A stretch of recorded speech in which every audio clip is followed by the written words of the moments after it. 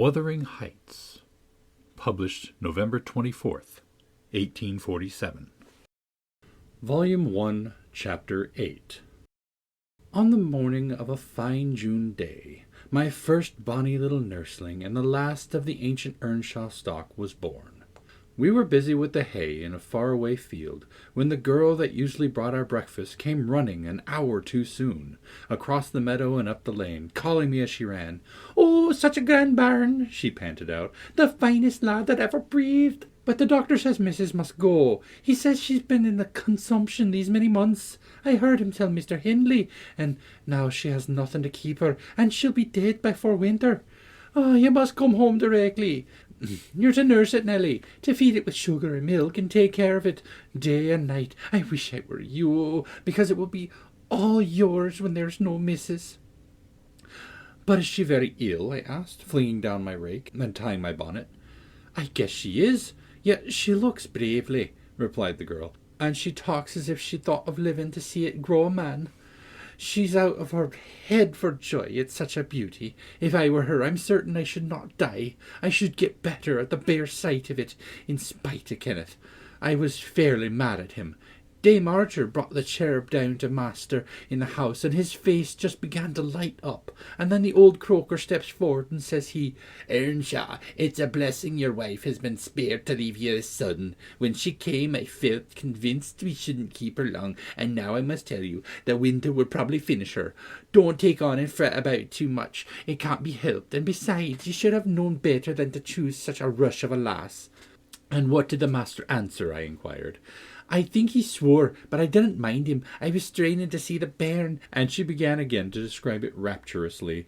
I, as zealous as herself, hurried eagerly home to admire, on my part, though I was very sad for Hindley's sake. He had room in his heart only for two idols, his wife and himself. He doted on both, and adored one, and I couldn't conceive how he would bear the loss. When we got to Wuthering Heights, there he stood at the front door, and as I passed in, I asked how was the baby. "Nearly ready to run about, Nell," he replied, putting on a cheerful smile.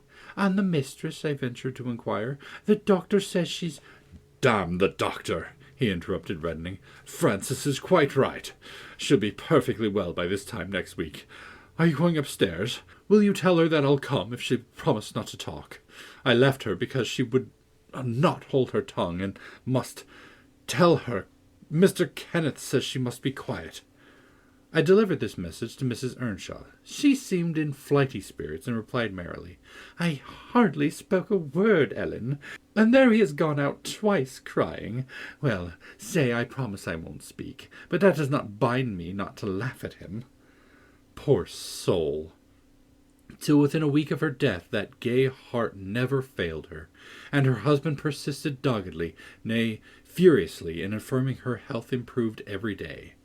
When Kenneth warned him that his medicines were useless at that stage of the malady, and he needn't put him to further expense by attending her, he retorted, "I know you need not. She's well.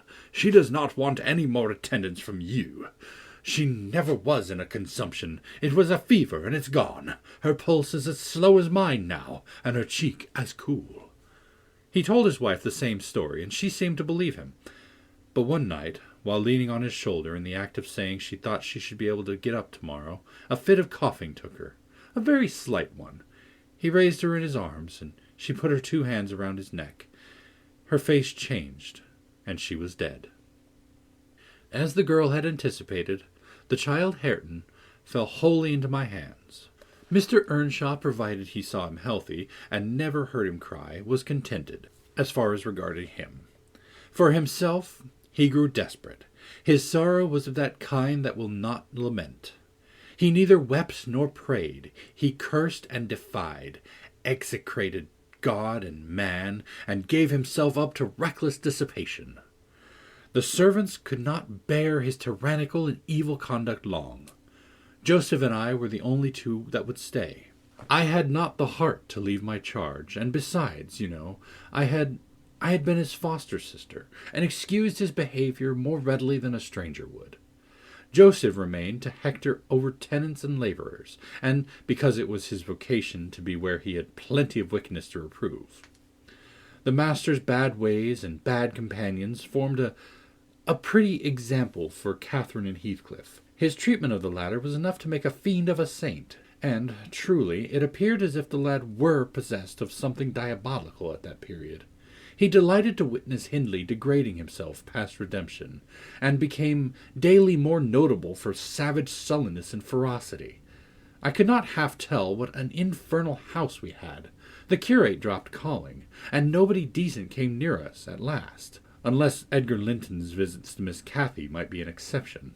At 15 she was the queen of the countryside. She had no peer, and she did turn out a haughty, headstrong creature.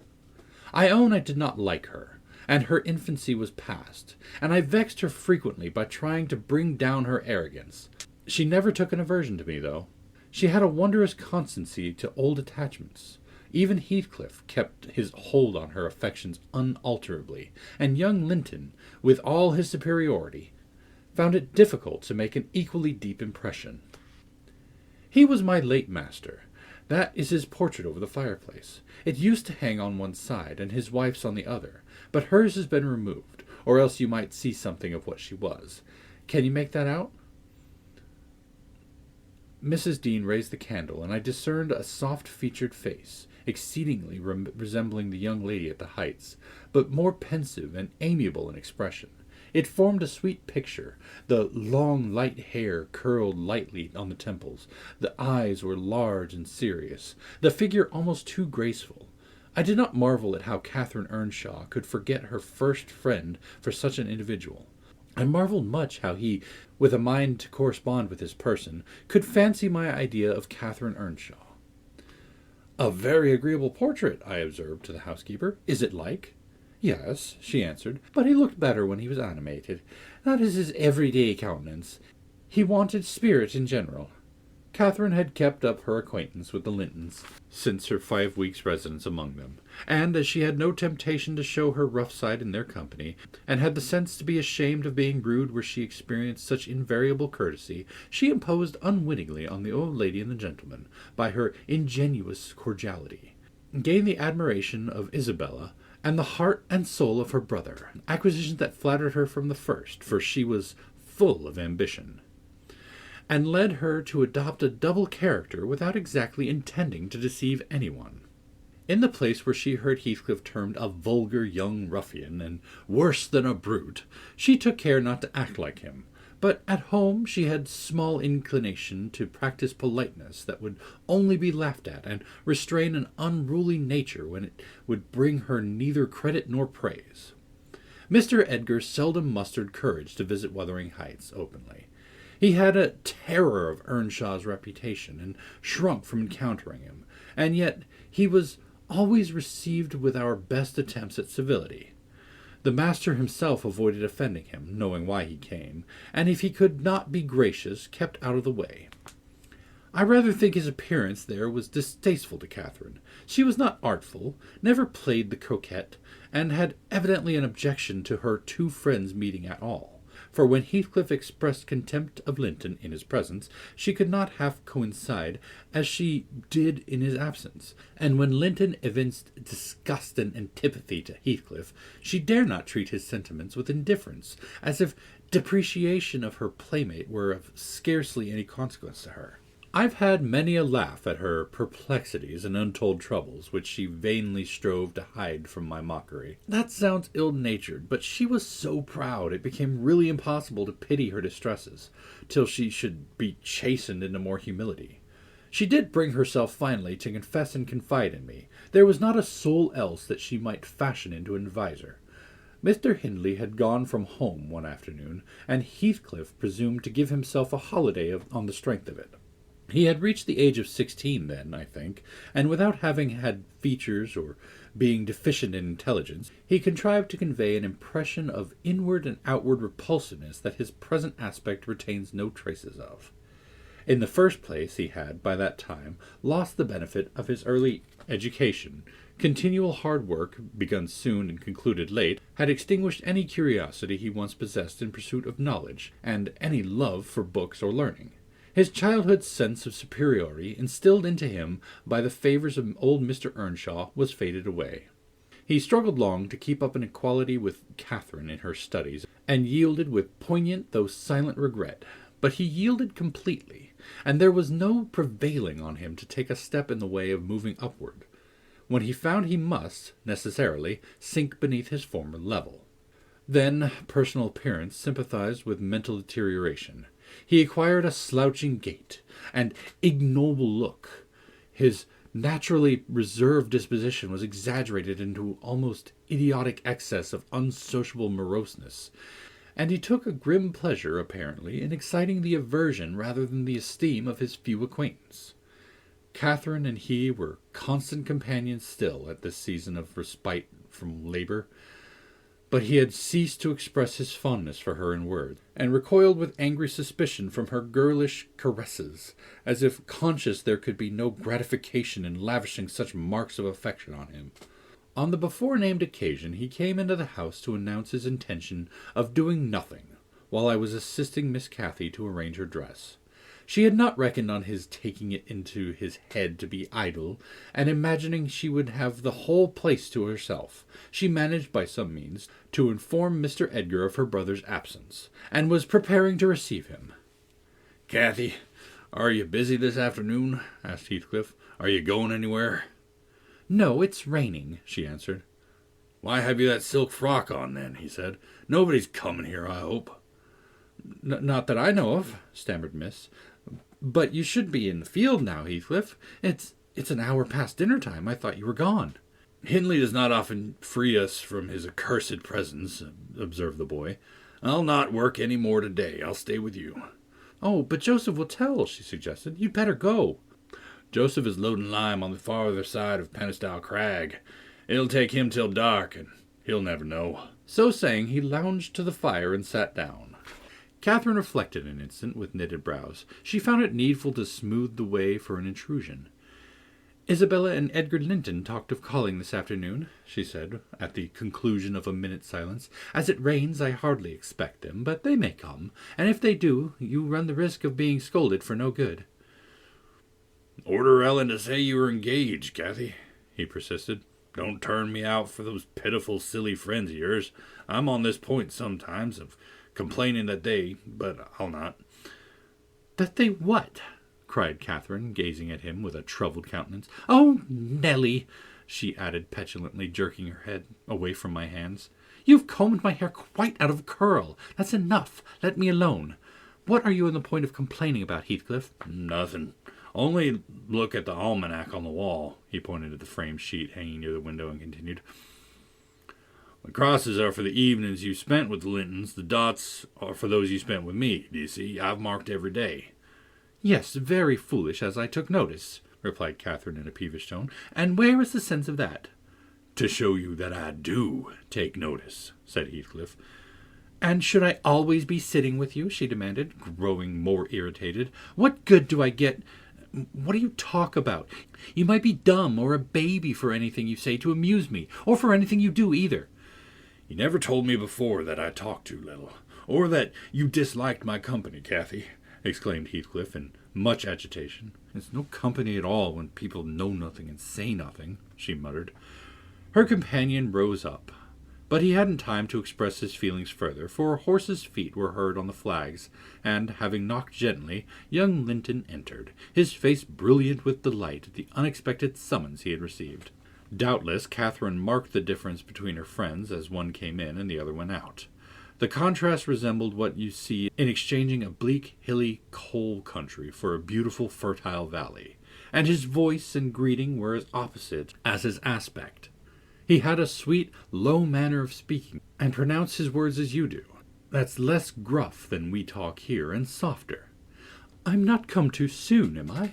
he said, casting a look at me. I had begun to wipe the plate and tidy some drawers at the far end in the dresser. "No," answered Catherine. "What are you doing here, Nelly?"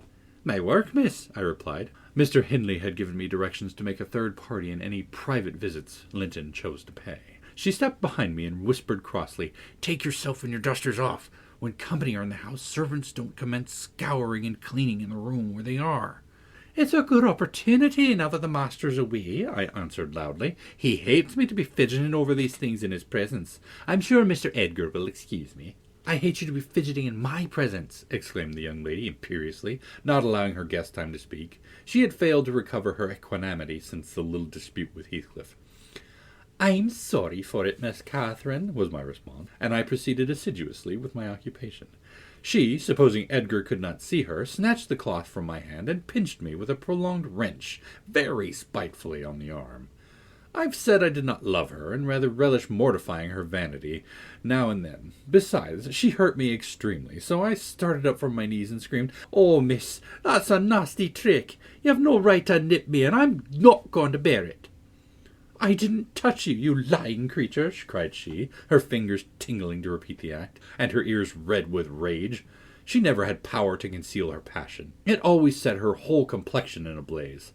"What's that, then?" I retorted, showing a decided purple witness to refute her. She stamped her foot, wavered a moment, and then, irresistibly impelled by the naughty spirit within her, slapped me on the cheek, a stinging blow that filled both my eyes with water. "Catherine, love, Catherine!" interposed Linton, greatly shocked at the double fault of falsehood and violence which his idol had committed. "Leave the room, Ellen," she repeated, trembling all over. Little Hareton, who followed me everywhere, was sitting near me on the floor. At seeing my tears, commenced crying himself, and sobbed out complaints against wicked Aunt Cathy, which drew her fury on his unlucky head. She seized his shoulders and shook him till the poor child waxed livid, and Edgar thoughtlessly laid hold of her hands to deliver him. In an instant one was wrung free, and the astonished young man felt it applied over his own ear in a way that could not be mistaken for jest. He drew back in consternation. I lifted Hareton in my arms and walked off to the kitchen with him, leaving the door of communication open, for I was curious to watch how they would settle their disagreement. The insulted visitor moved to the spot where he had laid his hat, pale and with a quivering lip. "That's right," I said to myself. "Take a warning and be gone. It's a kindness to let you have a glimpse of her genuine disposition." "Where are you going?" demanded Catherine, advancing on the door. He swerved aside and attempted to pass. "You must not go." "I must and shall," he replied in a subdued voice. "No," she persisted, grasping the handle. "Not yet, Edgar Linton. Sit down. You shall not leave me in that temper. I should be miserable all night, and I won't be miserable for you." "Can I stay after you have struck me?" asked Linton. Catherine was mute. "You've made me afraid and ashamed of you," he continued. "I'll not come here again." Her eyes began to glisten, and her lids a twinkle. "And you told a deliberate untruth," he said. "I didn't," she cried, recovering her speech. "I did nothing deliberately. Well, go, if you please. Go away. And now I'll cry. I'll cry myself sick." She dropped down on her knees by a chair and set to weeping in serious earnest. Edgar persevered in his resolution as far as the court. There he lingered. I resolved to encourage him. "Mrs. Dreadfully wayward, sir," I called out. "As bad as any marred child. You'd better be riding home, or else she'll be sick, only to grieve us." The soft thing looked askance through the window. He possessed the power to depart, as much as a cat possesses the power to leave a mouse half killed, or a bird half eaten. "Ah," I thought, "there will be no saving him. He's doomed, and flies to his fate." And so it was. He turned abruptly, hastened into the house again, shut the door behind him, and, when I went in a while after to inform them that Earnshaw had come home rabid drunk, ready to pull the old place about our ears, his ordinary frame of mind in that condition, I saw the quarrel had merely effected a closer intimacy, had broken the outworks of youthful timidity, and enabled them to forsake the disguise of friendship, and confess themselves lovers. Intelligence of Mr. Hindley's arrival drove Linton speedily to his horse, and Catherine to her chamber. I went to hide little Hareton, and to take the shot out of the master's fowling piece, which he was fond of playing with in his insane excitement, to the hazard of the lives of any who provoked, or even attracted his notice too much. And I hit upon the plan of removing it, that he might do less mischief, if he did go the length of firing the gun. End of Chapter 8.